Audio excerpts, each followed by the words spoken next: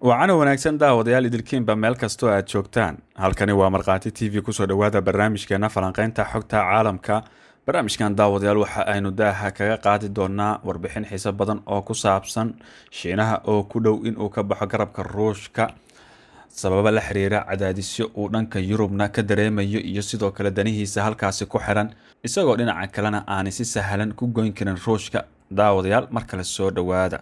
Sida uu Ruushka u amray ciidamadiisa inay galaan bariga Ukraine, Shiinaha oo ay saaxiib dhow yihiin ayaa isku arkay xaalad adag oo dhanka masraxa caalamiga ah, iyadoo Beijing ay isku dayayso inay isku dheelitirto xiriirkeeda dhow ee Moscow, walwalkeeda gudaha iyo rabitaanka ah in ay sii wadato xiriirka wada shaqeyneed ee Yurub. Kulankii Golaha Ammaanka ee Qaramada Midoobay Isniintii, wakiilka Shiinaha ee Qaramada Midoobay ayaa ku baaqay in la xakameeyo iyada oo xiisadda ay sii korortay kadib tallaabadii halka dhinac ee Moscow uga aqoonsatay madax bannaanida labada gobol ee Donbass ee ka go'ay bariga Ukraine in ay yihiin kuwa ka madax bannaan Ukraine inteeda kale. Mr. Zhang waxa uu sheegay in khilaafaadka caalamiga ah lagu dhameeyo qaab nabadeed, waana qodob uu Shiinuhu sidoo kale sheegay intii lagu guda jiray shirkii amniga ee Munich bishii Febraayo 19-keedii iyo wadahadal dhowaan telefoonka ku dhex maray madaxweyne Xi Jinping iyo madaxweynaha Faransiiska Emmanuel Macron. Codka Beijing ayaa laga yaabaa in uu soo jeediyo xoogaa dib u dhac ah oo ku saabsan isbarbar istaagii ay dhowaan u muujiyeen Ruushka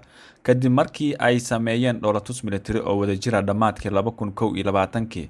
Labada wadan waxa ay soo saareen bayaan dheer oo ka kooban ilaa iyo 5,000 oo eray 4 Febraayo oo ka dhan ah isballaarinta NATO. Labaduba waxa ay ugu yeereen kooxda amniga mid ka mid ah dagaaladii qaboobaa inkasta oo ay isku dayday in ay u rogto arrimo badan oo ballaaran kuna jiraan amniga gobolka Indo-Pacific. Ruushka iyo Shiinaha ayaa sidoo kale dhaleeceeyay kor u kaca kooxo cusub oo uu Mareykanku hogaaminayo sida isbahaysiga aan rasmiga ahayn ee US, India, Japan iyo sidoo kale Australia iyo sidoo kale dhanka AUKUS, kaas oo sii qoto dheereeyay xiriirka amniga ee hadda jira ee ka dhexeeya Mareykanka, Australia iyo boqortooyada Ingiriiska.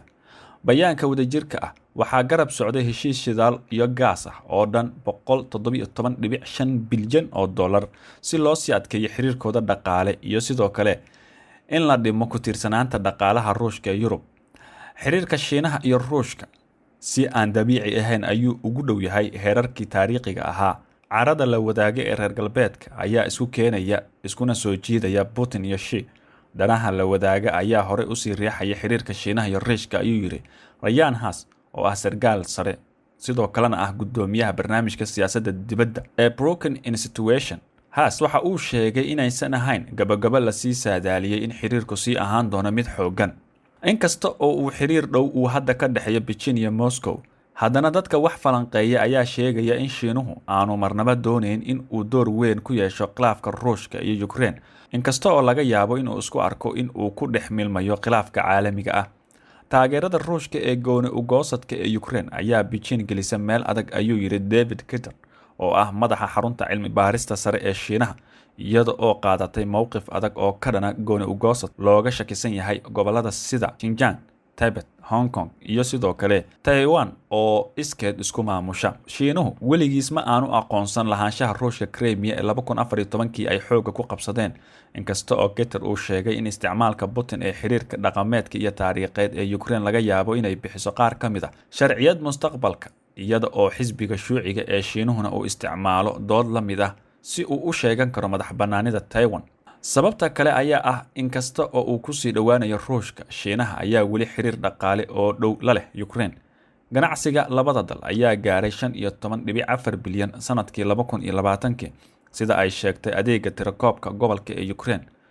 Waxyaalaha ay Ukraine u dhoofiso Shiinaha waxaa ka mid ah alaabada cayriinka ah sida macdanta iyo agab kale oo loo isticmaalo warshadaha muhiimka ah ee gudaha sida dhismaha. Sidoo kale madaxweynaha Ukraine ayaa Ukraine ka dhigay boondada Shiinaha ee Yurub, taas oo sidoo kale ah suuq muhiim u ah alaabta Shiinaha.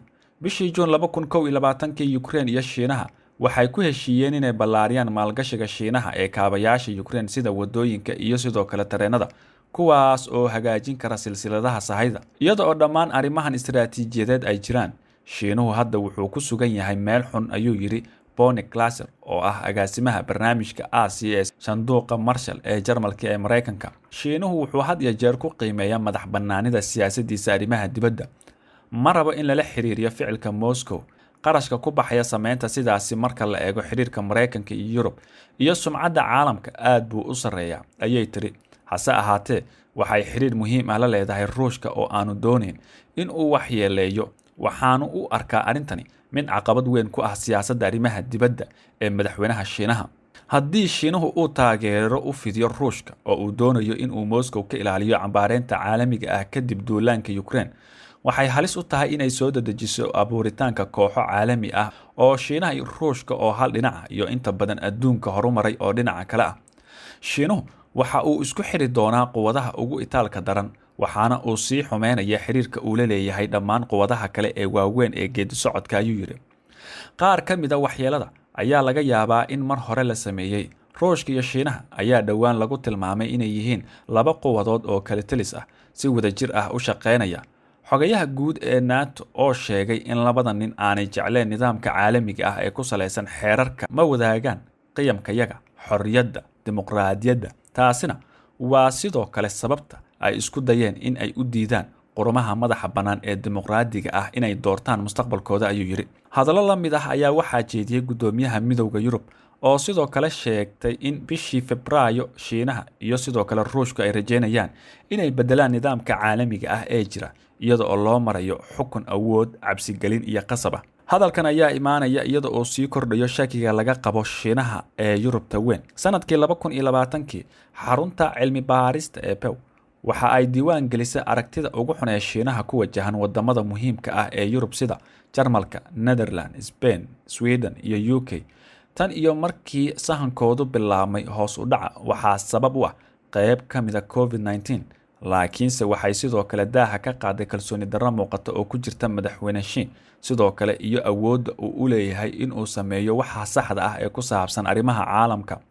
sanadkii hore midowda Yurub wuxuu sii daayay istiraatiijiyadiisii ugu horeysay abid ee iskaashiga Indo-Pacific, taas oo Shiinaha uu ku aqoonsaday caqabad ka imaan karta.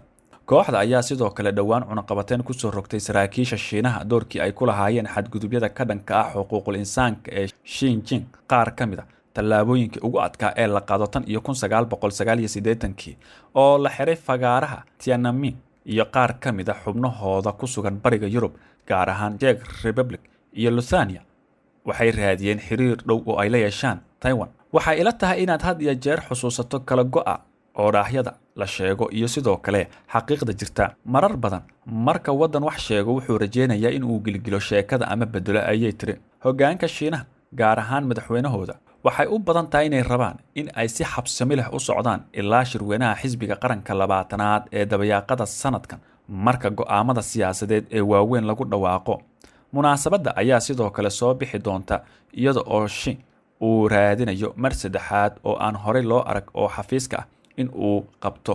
inkasta oo Xi uu aas-aaska u dhigay in ay tani dhacdo, waxa uu haystaa dhowr bilood ka hor inta aan dib loogu magacaabin guddoomiyaha xisbiga Shuuciga. daawade ma kula tahay Shiinaha inuu si toos ah uga bixi doono garabka Ruushka? aragtidaada fadlan qaybta hoose commentiga inoogu reeb. barnaamijkeena falanqaynta xogta caalamka idinkaga imaanaya Markhaati TV wanaga intaas. barnaamijka mid ka xigeentan ku kulmi doona. nabadgelyo. asalaamu calaykum waraxmatullaahi wabarakaatu.